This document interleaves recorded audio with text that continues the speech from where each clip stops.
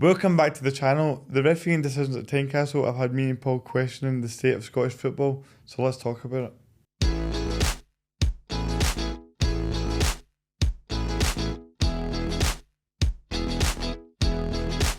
Will we talk about the decision separately, or what we do? Will we I think that seems to be the main topic, talking point, right? And there's a lot of ways you can go about this in terms of the penalty we got, the penalty they got, the red card, all these things that happened in the game. And there's been a lot made about it. But what I just want to say in regards to this Celtic team, and in terms of the performance, in terms of what Rodgers said after the game, it's hard to disagree with what Rodgers actually says about that the refereeing decisions, because I don't think that.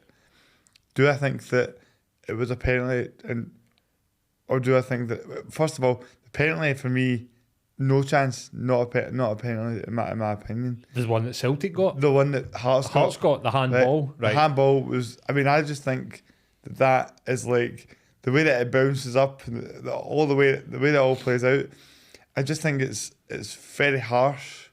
But at the end of the day, you do see these things given now. You know what I mean? As harsh as it is, I think the penalty is harsher than the red card.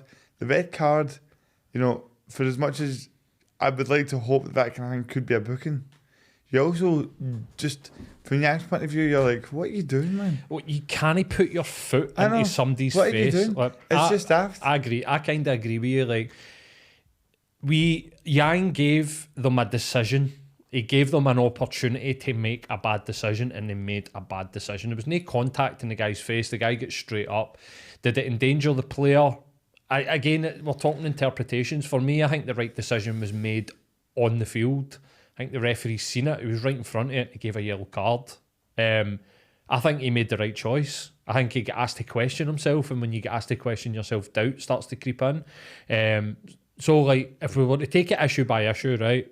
You just said there, the penalty that went against Celtic was harsh. I don't even think it's harsh. I think it's just not a penalty. It's not even that's harsh, but we've seen them given. We haven't seen handballs being given like that in a full season. They all get took in last season after a couple of incidents with, was it Alexander Bernabei at Parkhead, where he was looking the other way and the ball hit his arm and they gave a penalty, and we get told, right, we've took them all in and we've retrained and this is no longer a penalty. Like, Iwata, isn't he looking at the ball? He gets pushed. He's like, the ball drops down onto his elbow. It's so not a penalty. It is unbelievable. There again, the referee sees it happening right in front of him, and John Beaton in VAR tells him to go and look at the screen, and he changes his mind. It's a disgraceful decision for me. I think the other two are marginal. The Celtic one, I think, is a harsh penalty. So the one that we got, I thought was harsh against Hearts. It sort of, Yang tries to do that thing where he gets his body in between the player and the ball, and he sort of half does it and half doesn't he? And the two of them kind of go 50-50. It feels like a harsh penalty to me for that we got. The red card was was harsh again, but he gave them a decision to make, and as we know in Scotland, Celtic players should stay away from giving referees decisions to make. But the penalty is people talk about paranoia, and how can you not be paranoid when that decision goes against you? It's clear as day that is not a penalty. So I think the three decisions were all wrong. Two of them were harsh. One of them was a disgrace. And the one that's a disgrace really defines the whole game. Changes the game. It spins it. Yeah, 100%. And that's what, the thing is as well, right? With this decision in terms of how harsh it was, you feel as though the penalty Celtic got is what makes them give this one. Do you know what I mean? In terms of, even, you've given one to Celtic so you can give one to Hearts. There seems to be this weird logic of people going, well, because Celtic got one, how come Hearts can't get one? And you're looking at it and you're going, there's just nothing, there's not even any real need to look at that. And this is the problem with VAR, right? When you look at that penalty and you look at the red card, you slow down the red card and it's like, oh, that looks terrible, that, right? But everyone that watches football knows that's not a red card. Do you know what I mean? And then you look at this penalty, like, when we talk about VAR, it's just adding all this. It was supposed to make the game. It's supposed to make the game clearer. You know, like help with these decisions and make it more decisive of making it fairer, making the decisions proper. But you're looking at it and you're like, it's just making everything more muddy, more confusing. I think that I hate to agree with pundits on this. The problem's not VAR. The problem is the people in charge. Like, VAR is just a tool. Yeah. But it's the people that are using it, and like you're saying, like, it's mudding it. It's making it clearer for us. Clearly, Scottish referees are incompetent, and we're seeing that now because you're actually going, why is he being asked to go to the screen? Because there's another referee sitting that thinks that he's made a clear and obvious error. Now, if the guy in VAR, John Beaton, thinks that Don Robertson has interpreted the rules of that let's focus on the handball, right? The interpretation, he's maybe interpreted that wrong. That's not a clear and obvious error. He has seen what's happened and he has decided in the moment it's not a penalty. Clear and obvious says he doesn't see it. Clear and obvious, you know what I mean? And is like he's missed something. That is not a clear and obvious error. It's almost like, we know your interpretation is that's an accidental handball and it's not a penalty. We think we should go and look at that to change your interpretation of what you just seen is not a clear and obvious error. But to go back to what I was sort of saying there, it's muddying it in a way, but it's giving us a clearer indication of what is wrong. And the thing that is wrong is the competence of these idiots that are in charge of the game. No matter what team they support, no matter what, blah, blah, blah, they are stupid if that is the type of decisions that they're coming to. And if you look at this week, we've got a full card of Champions League, Europa League and Conference League football. Not one Scottish referee is in charge of a UEFA game, and I think that's because none of them are good at their job. I mean, you made a good. I mean, I think the best point I've heard about this that you just made there is the fact that none of it is clear and obvious. VAR's supposed to be like, that is. It's supposed to be one of those decisions where you go that VAR needs to come in on that. That's a bad call. Whereas a lot of these are like the referee actually spots the penalty. He spots the foul from Yang, and he spots these things. And then he's seen the handball and went, that's not, like, he's seen the passage of play and went, it's not a penalty. Do you know what I mean? Uh-huh. And he's seen the foul from Yang and went, that's the yellow card. So unless there's something, so he's not actually missed anything. That's the thing, right? Uh-huh. So he's not made an error. He's made a decision based on his interpretation of the game. So what we're really doing here is saying that the referees on the field don't have any actual say in what's going on. They're wrong. Yeah. It's not that they've made a clear and obvious error. Yeah. It's that they're wrong. No, you're wrong. Go and look at that again. Which is ridiculous to me because then we're being refereed by people in a porta cabin. Like, you're not being... And it's getting taken out of context. Like, I don't understand this still image nonsense that they've started to do where they show a still of a tackle. You're taking it out of context. If you want to watch a replay, watch it in real time. Let them see 3 or 4 different angles of the same incident in real time so that they can make an informed decision. But when you slow it down or you show stills, what you're doing then is taking things out of context. There would be a way for me as a podcast editor to take a snippet and maybe edit it so that it looks like something has happened or something has been said and take it right out of context. And when you do that, it's confusing and it's not right. I was so angry. I was so angry at a few things on Sunday. First of all, we had an opportunity to control that game and we didn't take it. We bottled it. Then it get compounded. It felt to me like there was an opportunity to make this situation worse for Celtic and the referees took it. That's what it felt like in the moment. I know you come out of it and you're like, these are human beings and they make mistakes. But the level of incompetence for me, right? I have compassion that these people are human and they make mistakes, but they need to be accountable. We cannot keep going on while referees are not having to go in front of people and explain their decisions. Like, why is there no disciplinary procedures for referees that cost teams games like that? Like, why would Don Robertson then be refereeing at the weekend? Like, him and John Beaton should have something to answer to. Whether it's like, we need more training, we need more this, we need more that, I don't know, but there needs to be some sort of accountability, because these guys, I mean, and I put Willie Collum, Andrew Dallas, all into the same bucket of moronic. And I mean that, like, they couldn't run a fucking piss up in a brewery. It's so bad. Like, you look at the inconsistencies in some of these decisions, you're like, what is going on? Aye. Like, what are these people doing? And I think that the conspiracy theorists amongst the supports of any club would naturally come to the conclusion that they don't like us.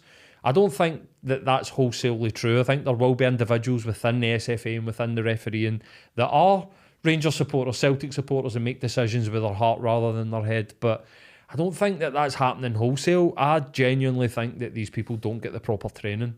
I don't think that they get the proper support, and I don't think that there's any accountability for them within the organisation. And that might come down to a lack of referees. So they're like, we can't get rid of Don Robertson for the weekend because we're getting nobody else.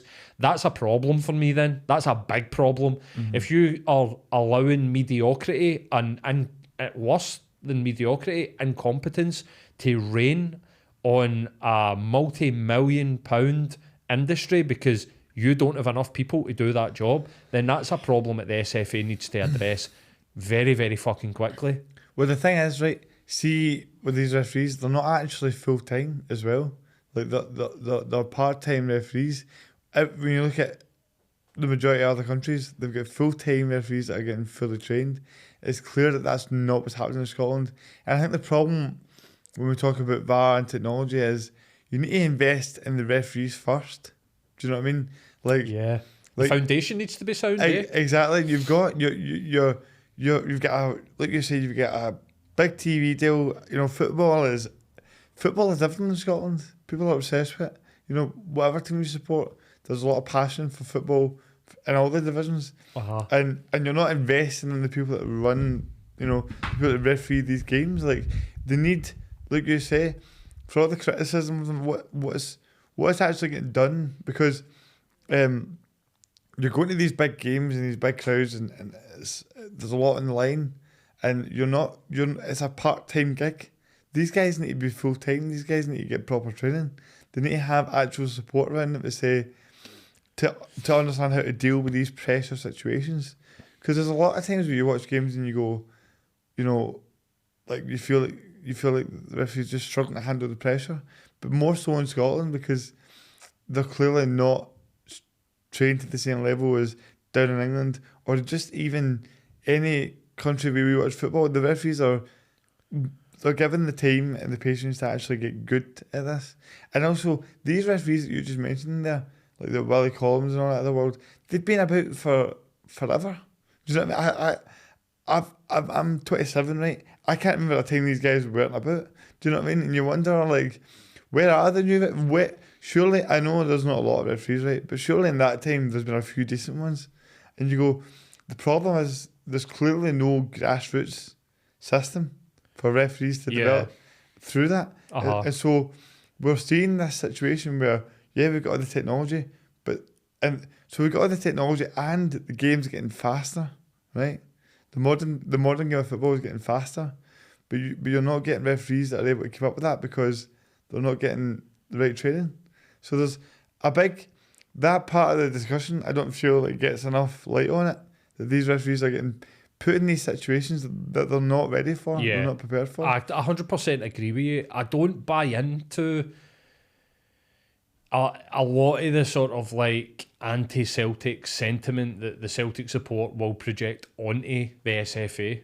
Do you know what I mean? Like, I don't buy into it. Like, I think that it feels quite far-fetched, right? And I've watched many a documentary on YouTube about, Masons within the SFA and stuff like that. I just don't buy into it. I just don't like. I feel like we're past the Jim Farries, we're past the Hugh Dallases of the world. That and I think that we can go back and find plenty of examples, such as them the year that we stopped them doing the 10. The guy rattled like 14 minutes extra time on, and Kilmarnock ended up scoring a winning goal against Rangers because they were trying to give Rangers the opportunity to score so that would stop us winning the league the next day. That's all real. Like, that's real. Like, we've got plenty of examples. The guy at Tannadice where they gave the penalty and he went up to the linesman and went, "Oh, no penalty." Like he had fucking VAR back then. Do you remember that? And then he came out and said, "Oh, it was the linesman told me," and the linesman came out and was like, "I never said anything to him." Like, he made that decision. It's like, we have real examples of this.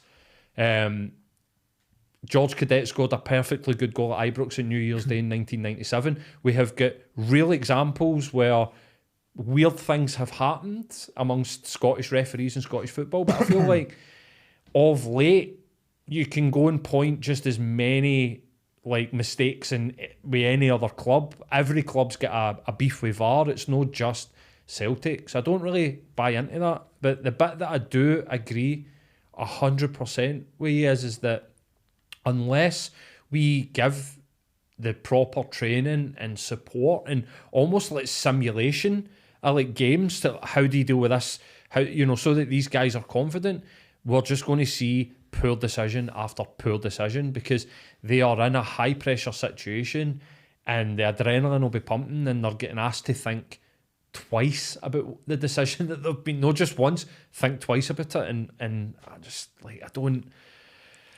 I just don't understand how anybody could go and look at that incident on Sunday and give a penalty to Hearts. Like, it's just, other than panic and poor decision making. Like, I just don't understand it. No, I think that the thing is, you're talking about the idea of this conspiracy theories and stuff like that. I would just say that the easiest way to clear that up for me, when you look at the majority of countries again, they do all kind of disclose, personal bias and teams of support and stuff like that. That isn't like something that I'm just saying to try and back it. England do that. Every referee tells them what a team they support, and they make sure they don't referee those games. That's a real thing that happens. And I'm saying like that whole people that make that point about whatever team you support, it all gets like dropped dead if somebody in the SFA goes, well, let's find out who these guys support and figure out who's right for which game, because that can come into it, and it's like, well, we're one of the few countries that don't do that, and you do, like, all that does is add fuel to the fire in that sort of way. Yeah. I think one of the reasons why they didn't adopt that back in the day is you would literally be just seeing a big list of Rangers. I don't, maybe one. True. You could do that. You could do that now though, and then because football is becoming more and more like this big sort of, like, it's always been professional, right? But it's more professional than it's ever been before, in the sense of like there's all this technology and there's just all these eyes on it, and everything's, like I say, everything's faster, and you wonder, because we're talking about this, right, but it's all going to come to a head because at some point, our game's going to want to evolve, and the referees are well behind on this. Yeah. So this is a thing that's going to need to get resolved sooner rather than later. Yeah, and I think there's a couple of things that I believe could and should be done. I think that VAR should be centralised, and what I mean by that is that if Rangers have a complaint, right? Rangers had a complaint about a non-VAR decision that went against them in the game at Celtic Park over the festive period, right? We're talking about like the handball incident, Alistair Johnson. Why are they making a complaint to the people who have... It's weird. You're like, it's basically like, you're going to complain. Who's going to look at this? Well, the people that did it. So you're asking, you're asking for turkeys to vote for Christmas. So all VAR complaints go to UEFA, or go to FIFA, and it is an independent body out with each country that makes the decisions. because the people within that country may, I'm not saying will, may have a bias towards a certain team, or like like if the Spanish Football Association's headquarters are based in Madrid. Well, who are they going to fuck? Do you know what I mean? Real Madrid are going. No. Maybe like 80% of the people that sit on the board of that are Real Madrid fans, and then 100%. So these things, unconscious biases, are impossible for us to get rid of as well. 100%. So, like, why don't we make our VAR complaints and reviews go to a central body who then come out to the SFA and go, here's where we believe you did right, where you did wrong. They can have a debate. Here's the training. Blah, blah, blah. Accountability for the person, that did it. Like, maybe they sit down and they have a chat to that person. But I think that's one thing that they could do. Another thing that they could do is, like, bring referees in for other countries to, like, officiate games, and people be like, oh, how can they do that? Well, they do it on a Tuesday, Wednesday and a Thursday night. No bother at all. These guys fly about and go to a game. Like, why don't we bring people up from England to officiate some games in Scotland, like the guys in Scotland go down there? Like, get a bit of experience with a quicker game, maybe, like down in England and coming back. So there's definitely things that could be done, should be done. But I think the big problem is that we institutions, and the SFA is an institution, just like the BBC, and just like, like going all the way up to like institutions like the High Court, they are totally insular. They don't like people coming in and poking their nose into their business, and they want to only answer to themselves. And it's very, like, arrogant and narcissistic, but that's what exists. And if you go and listen to somebody like Hugh Dallas speak, or somebody like Campbell Ogilvie, or even going back to Jim Farry, these are very egotistical men who don't want to be told what to do, don't want feedback. Like, so that's what I think we go wrong with it, We don't have this openness, and we don't have this ability to feed back to these people and hold them account. They want to only answer to themselves and their pals. And I think that that's a big problem in world football, and not just within the SFA. Do you know what I mean? Yeah, that's exactly the point, though, is that with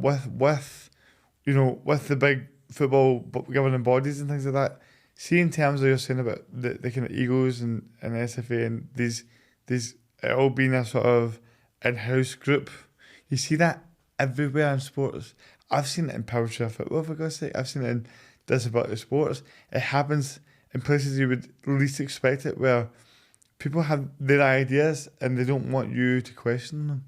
And the thing is, when you're talking about FIFA and UEFA, I do believe that's where it's like, because of the amount of money that's involved in this game now. I mean, it's never been more it's never been more valuable. Football's never been more valuable, and I think that eventually, what you just described in terms of going back to VAR decisions, going back to people outside the country, people that are neutral, is something that will happen. Is something that's inevitable.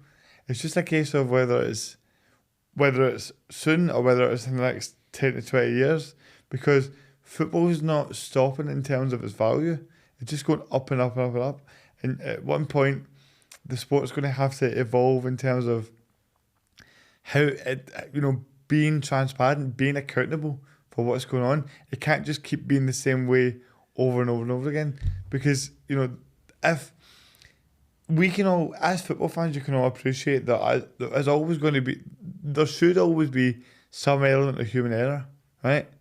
But, for all the criticism that England get about when there's a mistake made about VAR and stuff like that, to their credit, that Mike Dean, he comes out and he's like, yeah, we got that wrong.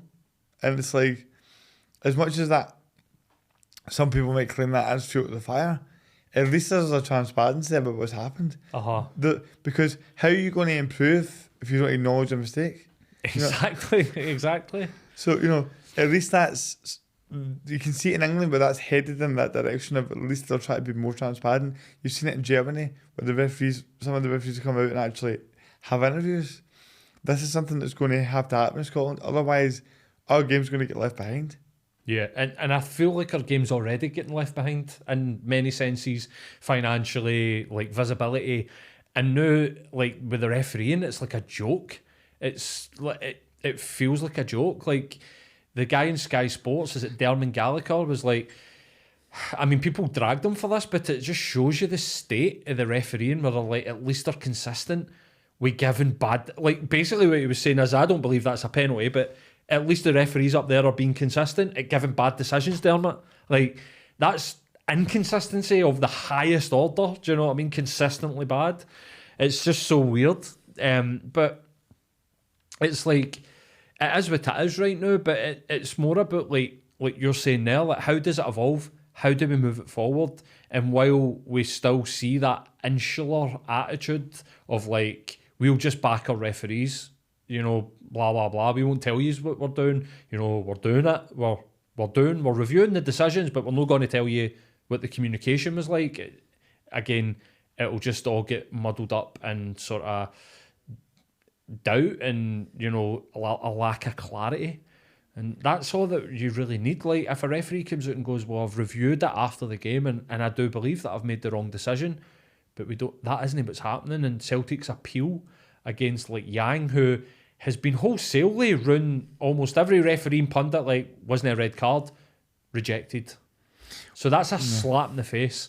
And that is basically them saying, we're in charge and don't question us. And that is the type of arrogance that will just see something destroyed. Yeah, because, you know, this is something where eventually it's all going to come to a head where when you're talking about them just dismissing something like that, but everybody's saying that, you know, not just, and the Yang decision is not the only one example you can use for that. We're not just talking about Celtic, we're talking about every club in Scotland. The refereeing standard is so below par, and this whole thing with the SFA dismissing things like this, it's only going to eventually dishearten people for going to the games, for watching the games, because they're like, I can't be asked with this. I can't be asked with this lack of, you know, just anything. It's affecting this. You're talking about how we're already getting left behind. We already are doing a very poor job of showcasing our game for the qualities it has. You know, taking away fans away for the Glasgow derbies is a good example of that. You know, things like we're taking away a lot of the things that are good about our game and not necessarily giving them the spotlight that they should have. The coverage we get is very, like, you know, Sky Sports and, you know, I was going to say BT, but TNT. They cover like League One in England better than they do our top league. Yeah, and it's because we are you know, a part of that has to be their attitude towards your game. Exactly. We're not putting our chest out and going, no, we have something here. We have a lot of teams and a lot of passion. And well, like when Sky come to you with the scraps for the table, and you gladly take the scraps, what do you think they're going to think about your game? Like, we undervalue it. The SFA is the state of the game in Scotland is a disgrace, really and truly, outside of the big two. Like, I think almost every other club is teetering on the edge. Like, you know, the Hearts fan ownership and Motherwell and these are teams that are like almost at a desperate sort of stage. But like, I agree with you 100%. Like, we completely undervalue our game. And the attitude, even seen within a club like Celtic, who have almost £100 million in the bank, refuse to go and spend a tenth of that on a player to change that. That's small-minded. Just the same as like they won't make the referees professional. That's small-minded. It's like they refuse to change or think or expand their idea of what the game in this country could be. And I think we need fresh blood, top to bottom. Like 100%. Referees, like guys that are in charge, guys that are negotiating the deals for the TV, top to bottom, fresh blood. And I think like our club Celtic are the biggest indicator of that. Like, they're the biggest indicator of that. We're probably the best run club in the country, and yet we're still looking at the people in charge going, you're not doing a good enough job.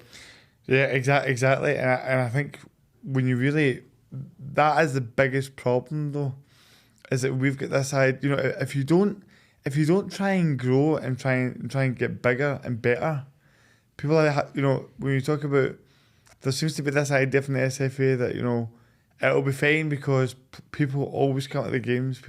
There's always going to be supporters. There's always going to be that passion. There's always going to be that desire. And they're just taking that for granted when you don't try and grow the game, when you don't try and encourage people to come to the games and showcase the game for all its best qualities, you're taking that passion for granted that will only end up having us go backwards. Because the thing is, if you're not pushing to go forward and be better, it's only going to get worse. There's this idea that you just stay the same, but nothing ever stays the same.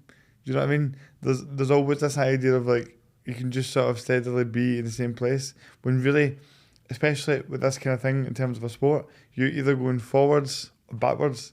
And we have continuously for decades gone backwards and backwards to the point where we having to sit and talk about how, you know, even when I was a kid in my teenage years, the likes of Aberdeen, Hearts and Hibs, Dundee United, they were all closer at Celtic and Rangers than they are now. Do you know what I mean? It's not like they were winning leagues and things like that, but the games were closer. There was more fans in the stadiums, and that has gotten worse over the last 2 decades. And there's no indication that that's going to get any better unless somebody running our game starts to be proactive rather than reactive. Yeah, agreed. So, you know, there's a bunch of things about this, but just want to say that it's about every club in Scotland as well. This is about, you know, whatever team you support, we're all passionate for the teams that we care about. We're all passionate about the game of football. And as fans, it's like, what do we want for our game? What do you think about VAR? What do you think about, you know, the refereeing decisions? And how do you think is best for the Scottish game to evolve in a better place?